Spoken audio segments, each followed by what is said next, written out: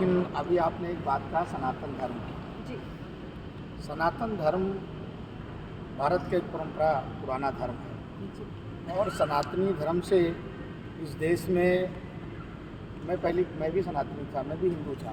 जी भगवान बुद्ध भी हिंदू थे, महावीर भी हिंदू थे और नानक भी हिंदू थे, जो बाद में उन्होंने अलग अलग पंथ बनाए।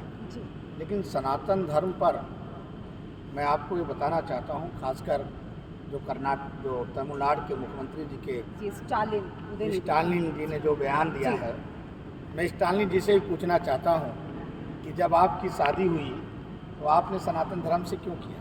जी आपकी माताजी सनातन धर्म को क्यों मानती है? आप राजनीतिक बौंडल मत करिए। ये भारत, हम बाबा साहब डॉक्टर अम्बेडकर को मानते हैं, जी संविधान को मानते हैं। इस देश में ना गीता बड़ा है, ना कुरान बड़ा है, ना बाइबिल बड़ा है। अगर बड़ा है तो संविधान बड़ा है और भारत के संविधान पर देश के प्रधानमंत्री चल रहे हैं। जी और भारत के प्रधानमंत्री जी का जो अटूट विश्वास है कि हमारा संविधान एक स्वच्छ संविधान है, जिसका निर्माण बाबा साहब डॉक्टर अम्बेडकर जी ने बड़ी निरपेक्ष से किया है।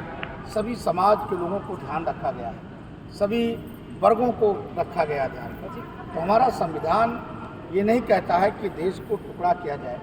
राजनीति के आधार पर आप किसी धर्म को गाली दें, आप अपनी दुकान की सौदा बेचिए, आपको खरीदारी जो मिलेंगे वो खरीदेंगे। लेकिन आप सनातन को गाली दे करके आप आगे बढ़ना चाहते हैं तो मैं उसका घोर निंदा करता हूँ। साथ साथ में अगर आपने बात की संविधान से इंडिया शब्द को हटा के भारत करने की मांग की जा रही है। अभी आपने उनके संविधान को कहा कि कोई छेड़छाड़ नहीं कर सकता, फिर ये छेड़छाड़ की वजह किस वजह से इंडिया को हटाया जा रहा है और भारत को लाया जा रहा है, जबकि वो पहले मतलब देखा जाए तो इंडिया को हिंदी में भारत ही कहते हैं। देखिए, मैं आपको ये बताता हूँ, जी भारत के संविधान में डॉक्टर अम्बेडकर जी भारत ही लाना चाहते हैं, ना कि इंडिया। बाबा साहब डॉक्टर अम्बेडकर जब देश बंटवारा हुआ 47 में जी और जिन्ना जी ने जब देश को 2 टुकड़े किए, तो बाबा साहब डॉक्टर अम्बेडकर से लोगों ने पूछा कि आपको भी मौका है, आप भी एक देश मांग लीजिए अपने लोगों के लिए। तो बाबा साहब डॉक्टर अम्बेडकर ने कहा था मेरी जीवित भी भारत है और मेरी मृत्यु भी भारत है। जी मेरे लोग भारत से प्यार करते हैं, ना कि इंडिया से। बाबा साहब ने भारत शब्द इस्तेमाल किया था, इसलिए भारत शब्द ही इस देश का एक धर्म से। इंडिया तो लोगों ने डाल दिया। अब मैं नाम नहीं लेना चाहता हूँ। तत्काल के प्रधानमंत्री जी ने, बाबा साहब डॉक्टर अम्बेडकर जब हिंदू बिल लाना चाहते थे, आज मुझे बड़ी गर्व हो रहा है कि मेरी बहन माइक लेके खड़ी है। बाबा साहब डॉक्टर अम्बेडकर बहुत पहले चाहते थे कि महिलाओं को आरक्षण मिलना चाहिए, हिंदू कोड भारत में लागू किया जाए, जिससे महिलाओं को सम्मान मिले। मैं देश के कानून मंत्री जी माननीय मेघवाल जी को मैं धन्यवाद देता हूं कि आज उन्होंने 33% बिल जो पेश किया पार्लियामेंट में, उसे हमें गर्व है। जी बिल्कुल पास हुआ और साथ में जितने भी विपक्षी दल हैं सबने सहयोग किया है, समर्थन दिया है इसका। क्या कहेंगे, ये जो भाजपा को सत्ता में आए हुए 9 साल हो गए, 2014 से है, विपक्ष की तरफ से सवाल उठाए जा रहे हैं कि अब ये क्यों 2024 के चुनाव का मुद्दा देखा जा रहा है कि 2024 आ रहा है इसमें पास करवाया जा रहा है, नहीं तो ये मुद्दा 9 साल पहले भी उठाया जा सकता है। ये गलत बात है। जी जब देवगौड़ा जी की गवर्नमेंट थी और कांग्रेस उसका समर्थन कर रहा था, तभी तो ये मुद्दा देवगौड़ा जी पार्लियामेंट में लाए, तो क्यों नहीं समर्थन उसमें पास किया गया?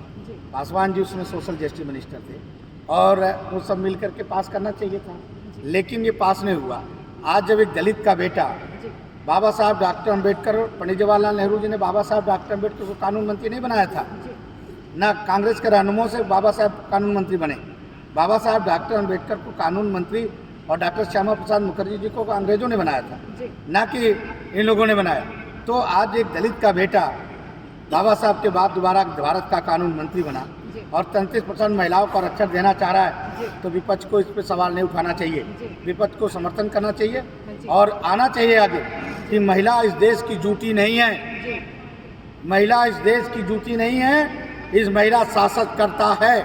ये बाबा साहब डॉक्टर अम्बेडकर ने 1932 में कहा था, जब पूना पैठ की उनकी समझौता हुई थी, तो बाबा साहब डॉक्टर अम्बेडकर ने कहा था, हे शोषित समाज के लोगों, गरीब समाज के लोगों, अपने दीवारों में लिख लो कि तुम भी अब रानी के पेट से पैदा हुआ राजा नहीं बनेगा, अब मेहतरानी के पेट से पैदा राजा बनेगा। मैंने तुम्हें वो अधिकार दिया है। तो आज वो अधिकार का इस्तेमाल देश का प्रधानमंत्री कर रहा है, तो कांग्रेस को डर काहे को है? कांग्रेस क्यों घबरा रही है? विपक्ष क्यों घबरा रही है? विपक्ष ने कितनी षड्यंत्र रख रही मोदी जी के लिए, लेकिन 24 में हमारी सीटें जितनी थी जी उससे ज़्यादा सीट हम जीत करके आएंगे, ये मैं आपको विश्वास दिलाता हूं। देखिए